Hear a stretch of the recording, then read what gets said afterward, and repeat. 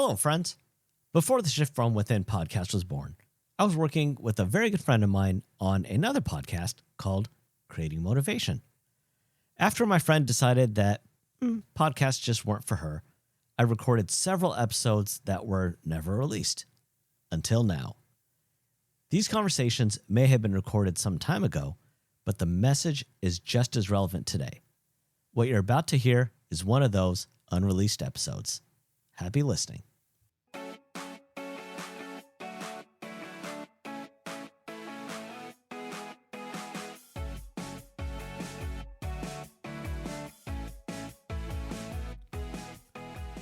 Hello, everyone, and welcome to the Creating Motivation podcast. I am your host, Rohit, and today we are going to talk about 3 ways your subconscious is sabotaging you.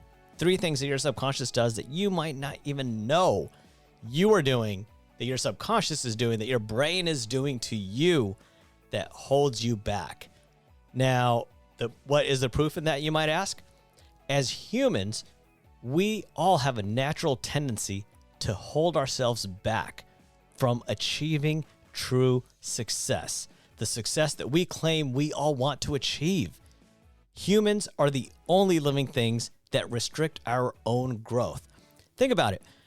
When do you ever see a tree saying, you know what, I've grown tall enough, I think I'm good? No, that's not how it works. Trees don't stop growing.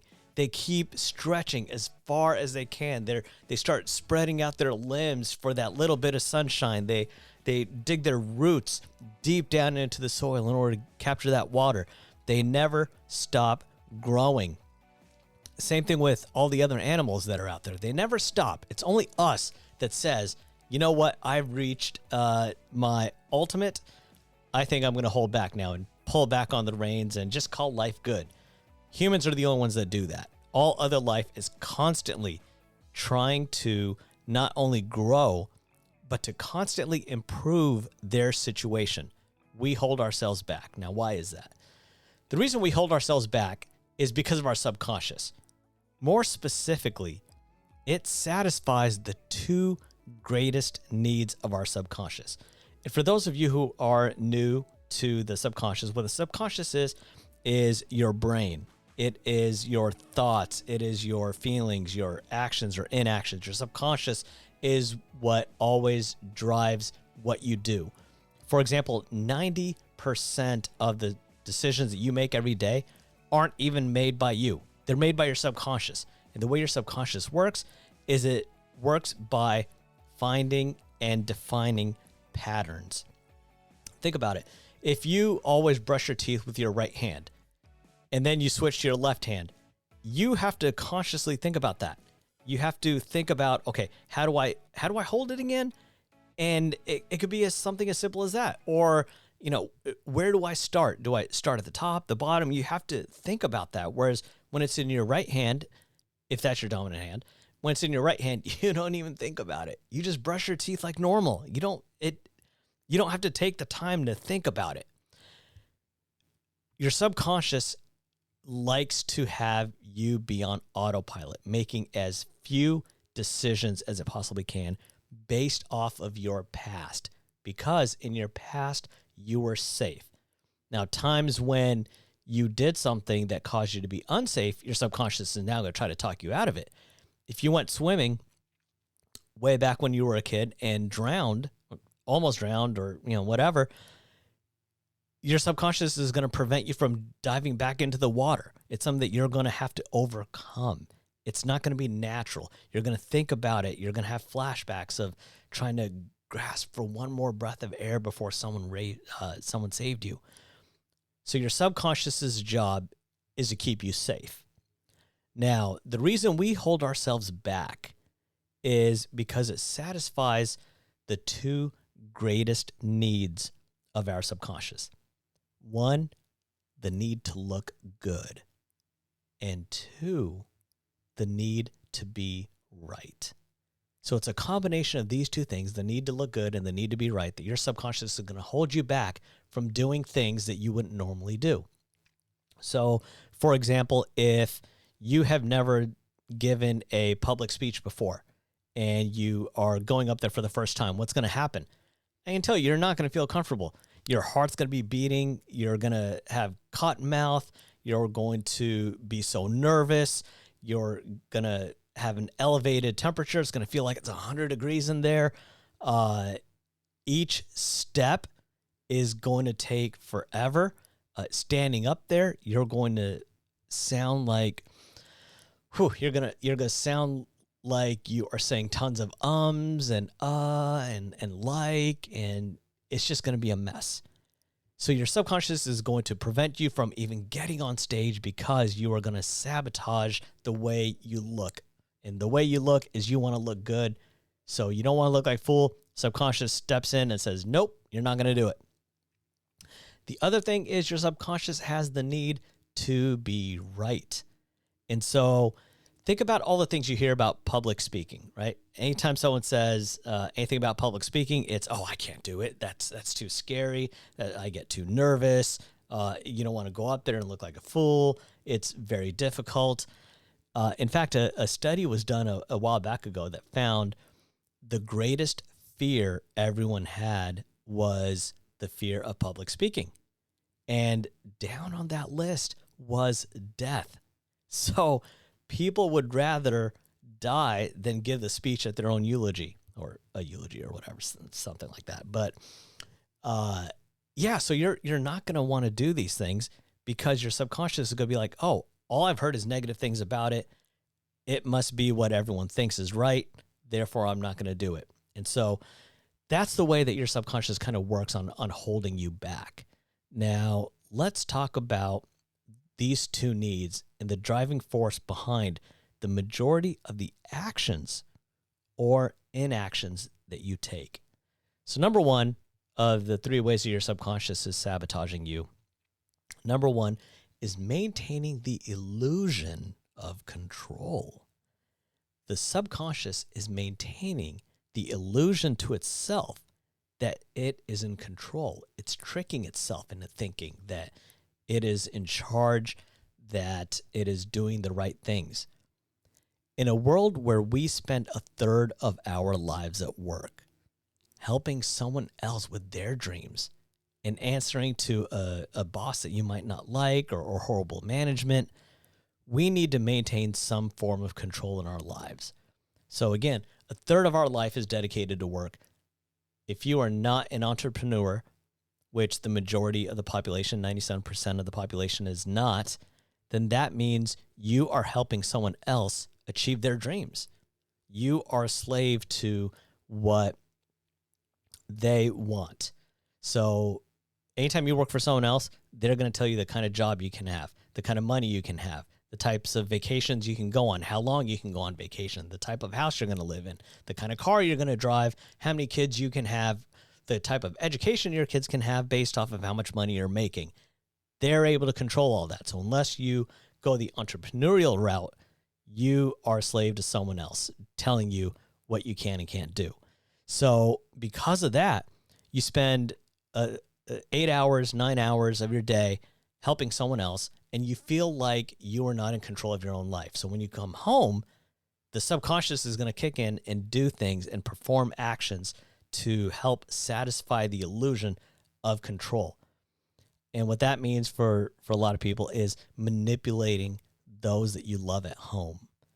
So because especially if you have a manager or a boss who is maybe constantly micromanaging or is a bit too aggressive, you're going to take out that aggression, that same type of micromanagement on those you love at home, your spouse, your kids, even your pets, because you need to maintain that illusion of control. You can also overindulge in a hobby or an addiction. So with a hobby, hobbies are great because they allow us to have the flexibility to express ourselves by creating something, gardening, knitting, even doing a podcast, reading. There's so many hobbies out there where you are creating something to maintain that creation. And when things get really bad, that's when you overindulge in those hobbies. You go the extra mile because, again, you are in control of the hobby. And so your subconscious is taking its anger and its frustrations out via this mechanism. The other thing is addiction. I know quite a few people who have gone the route of addiction, whether it's smoking cigarettes or worse. There's all kinds of addictions out there. And when you can control something during that moment, nobody is controlling you. Nothing is controlling you because you feel like you're in control. So again, that is the first step of the subconscious, is it's doing something to maintain the illusion of control.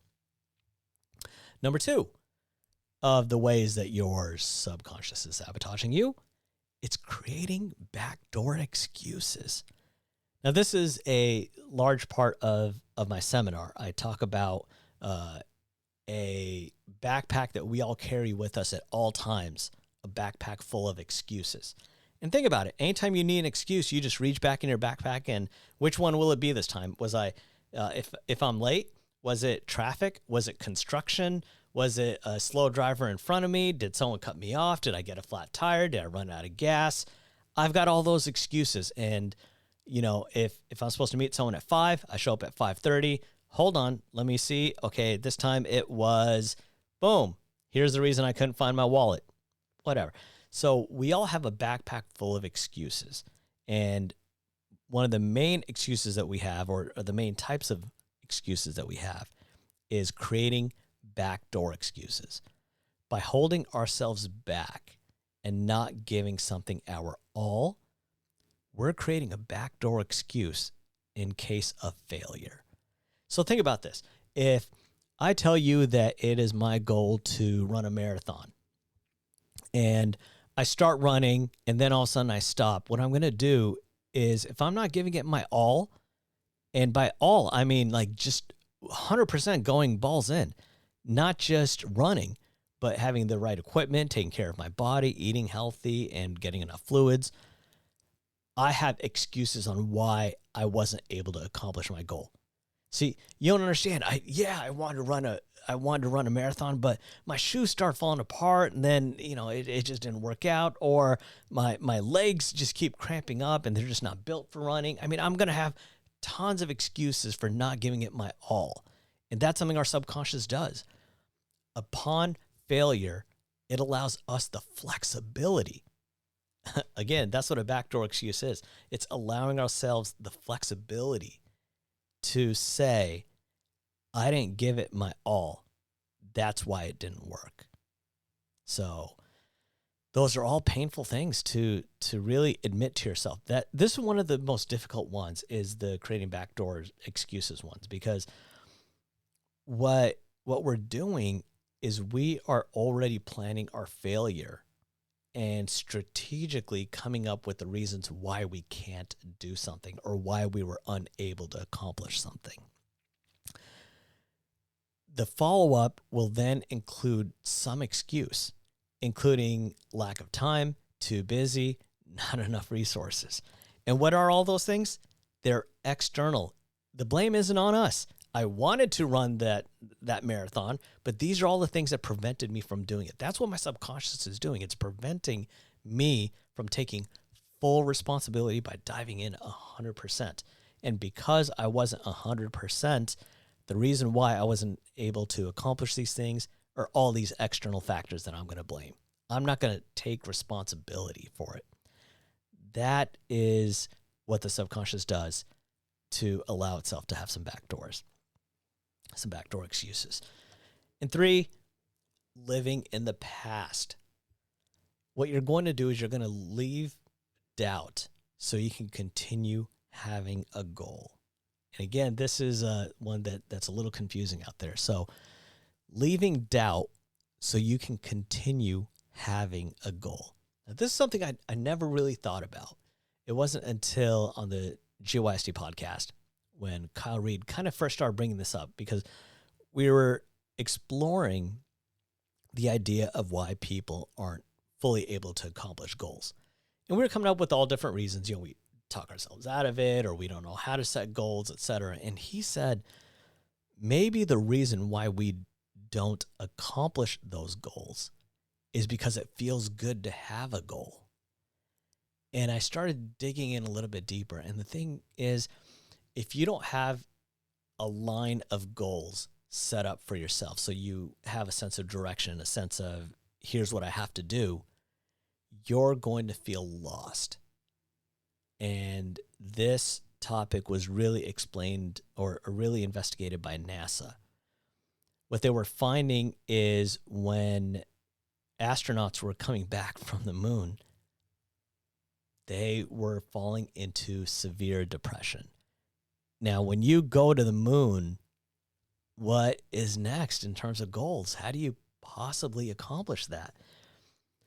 So what NASA did was right away, before people even started going to the moon, they had a backup plan of here are the goals, here are the things that we want you to do once you come back. So as soon as you come back, we want you to maybe work with the next level of astronauts, and we want you to write a book on this, or whatever it is. Here are some things that you are going to do as soon as you return. So that way, what happened was the astronauts would come back, they'd take a little bit of time off to get used to gravity, whatever. And now they had a sense of direction on what to do next. And this really falls into place with a lot of people. You see that once they reach a certain level in life, they don't know what to do next, and they just kind of float by. And for a lot of people, that's where they end up. For a lot of people just growing up, the ultimate goal is to have a good paying job, a nice house, and a nice family.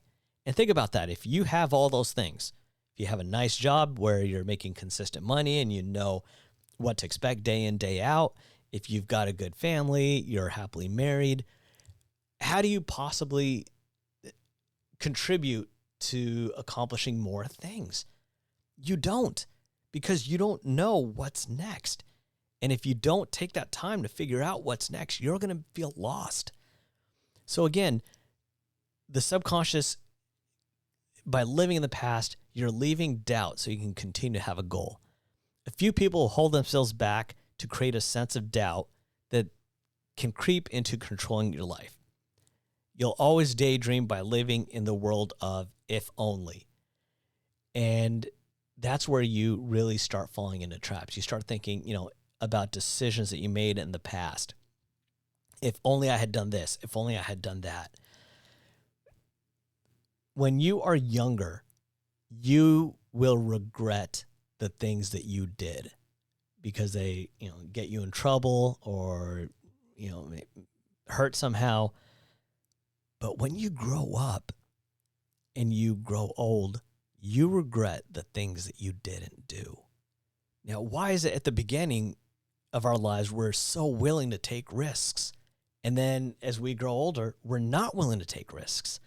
It's our subconscious, again, preventing us from doing things that could cause us to not look good or could cause us to not be right. You're going to hold on to those beliefs so much that even if it sabotages your life, you're going to hold on to them for all that they're worth. This is dangerous because it traps you in the past, a world all your own in your subconscious where you play out events of your life, but as success. So instead of looking back at your life and seeing failures, you're going to think about what ifs. And the more you play that what if game, you're going to start blaming these outside resources and not yourself. And all of a sudden you're living in a fantasy world that you created in your subconscious where everything that you did was the right way of doing it. And then what happens is when you are jolted into the present, where you then perceive everything to be negative and continue to increase that doubt of being able to accomplish things. So as a bit of a recap, 3 ways that your subconscious is sabotaging you. 1, it's trying to maintain the illusion of control. And what that's going to do is that's going to manifest in the way you treat others, as well as you are going to live more in situations and create further situations and scenarios where you are in control of something, either through some type of an abuse or through a hobby addiction. 2, you are going to be creating backdoor excuses. If you have said to yourself, I didn't give it my all, and here's why, you held yourself back. And you have to ask yourself, why is that? If you wanted to really accomplish something, what prevented you from doing it? And then 3, you have to stop living in the past. You have to leave all doubts. You can't look back and say, if only I had done this, or what if I had done this, because you are sabotaging yourself. Again, one of the quotes that I said on the last episode is, a year from now, you will have wished that you started today. So take those actions. Start moving forward. Don't let your subconscious hold you back anymore. If you find yourself again saying, I didn't give it my all and here's why, if you start coming up with these excuses that are not inside, they're outside, and you're blaming other people and other situations, or looking back in your past and saying, I haven't been able to accomplish things because of this stuff, let it go. I'm telling you, holding on to it is not helping anyone. It's not helping you look good. It's not helping you maintain a sense of desire and passion. What you're doing is you're settling for life. And when you start settling for your life, you get the things that are not going to help you grow as an individual. Again, why is it that humans hold ourselves back from being the best versions of us that we can possibly be? Why is it that we take a look around and say, you know what? Life is good right now. I'm content. I don't think it can get any better. No, it boggles my mind that people can think this way.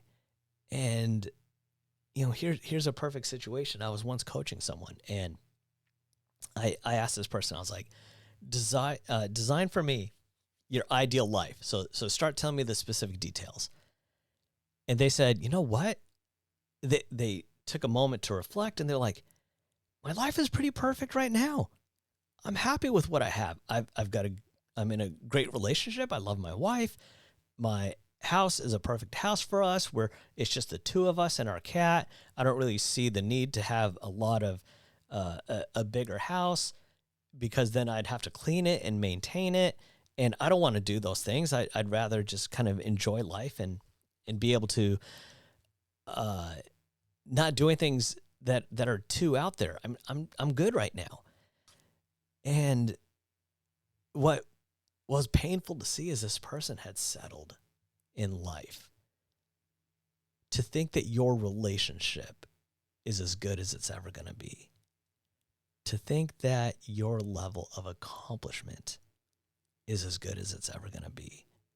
To think about your circle of influence, those around you who have the greatest influence around you, is as great as it's ever going to be, is just 100% settling in life. You can't take a look at these things and say, this is as good as it's going to get, because if you can't go up, you're maintaining your current level. And if you aren't growing, what are you doing? You're dying.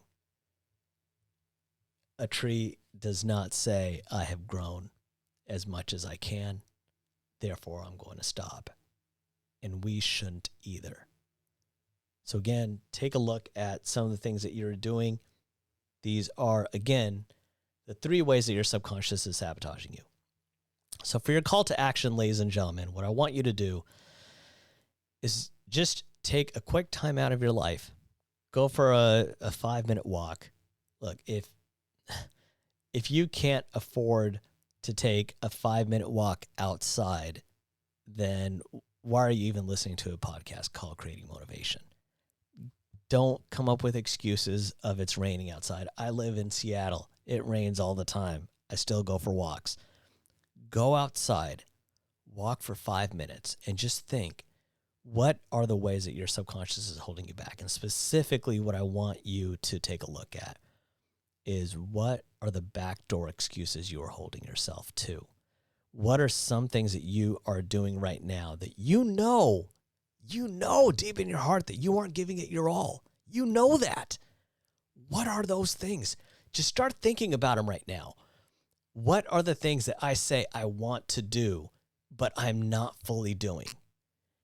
That is your call to action for the day. Think about that. Spend 5 minutes alone, go outside, get some fresh air, and just think, what are the ways that I'm holding myself back?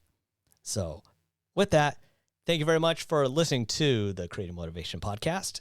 where we help you find the inner motivation that you need to help move your life forward. Thank you very much.